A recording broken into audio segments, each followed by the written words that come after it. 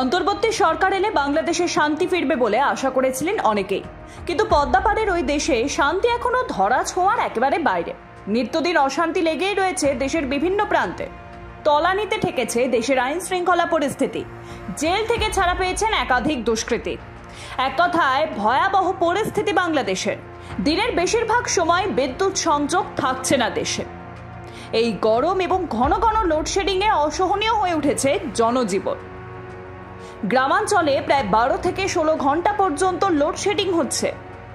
বকেয়া শোধ দিতে না পারায় ভারতের আদানি গ্রুপও 500 মেগাওয়াট বিদ্যুৎ সরবরাহ কমিয়ে দিয়েছে। আবার কয়লা সংকটে মাতারবাড়ি এবং এস আলমের বিদ্যুৎ কেন্দ্র থেকে উৎপাদন কমে গিয়েছে।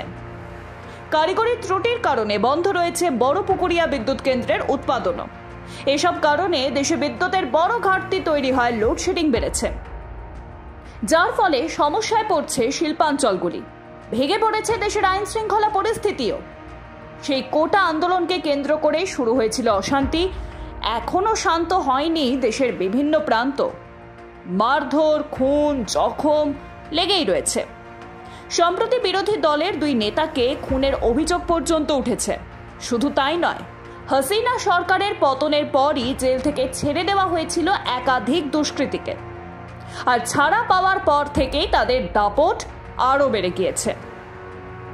স্থানীয়দের অভিযোগ, এলাকায় একের পর এক অপরাধ চালিয়ে যাচ্ছেন তারা।